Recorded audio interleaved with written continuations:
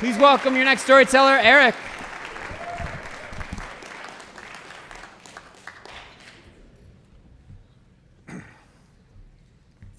For the last couple of months, I've been experiencing a lot of grief.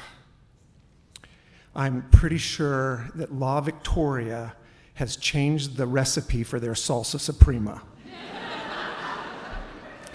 I have been eating about 1 jar of that salsa every week for the last 40 years. And in the 90s, they tried to add onions, and a bunch of us protested, and they took it out. And then last December, I went and I bought my usual 12 jars that I buy at a time. And I noticed the label was different, and I got home and I opened it and I went, oh my gosh.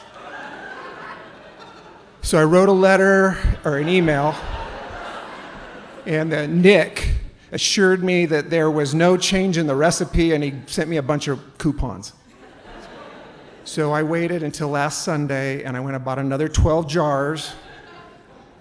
And I got home and I opened it, and oh my God, I made a video. I had 1 old jar of the old salsa, so I opened it up and I spooned some out on a plate, and opened the new jar and I spooned some out, and you could clearly see the old one had chunks of tomatoes and the new one looks like ketchup, okay? There's no tomatoes. So this time I didn't do emails, I got into La Victoria business chat. And I uploaded the video and I said, please watch this video. So they watched it, and the guy said, I'm sorry, would you please send us the information on the bottles and give us your address? So I took pictures of the bottles, of all the information, and he said, hey, could you send us your address and we'll send you some coupons? And I said, I don't want coupons, I want my salsa back. And he said, look, there's been no change. And I said, wait, did you see the video? Did you look at it? I said, what is it? Is it too expensive to leave chunks of tomatoes now? You have to cook it down to a paste? I mean, what's going on? And he goes, I assure you there's been no change in the formula. And I said, did you watch the video?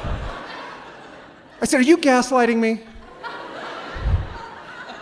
Am I even talking to a human, or is this AI? And he said, I watched the video, there's been no formulation change, and we've sent it to quality control, and we'll get back to you. So I'm a teacher, and this week I went to school and I decided I just had to share my grief. So I showed my classes the video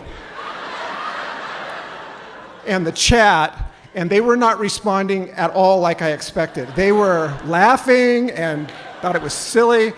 And I began to realize maybe my response is not completely normal.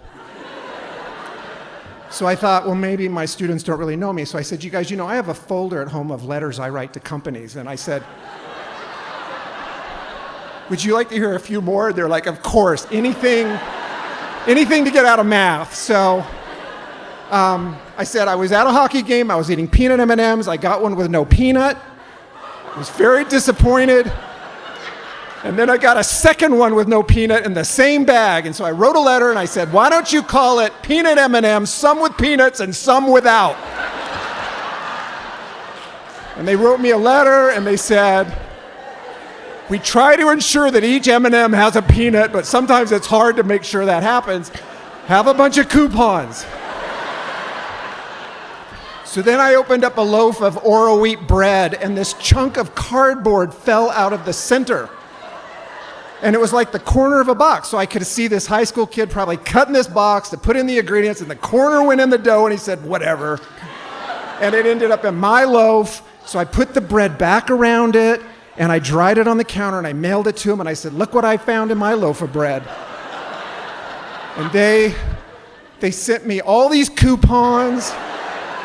And a few days later, this huge box shows up on the front porch, and it's got every Oro wheat product they make. I was giving out bread to neighbors and friends and family. Everybody got a loaf of bread.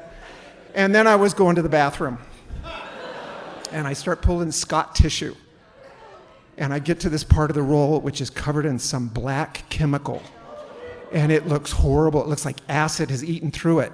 So I took that section and I folded it up, I put it in an envelope, and I said, would you wipe your butt with this?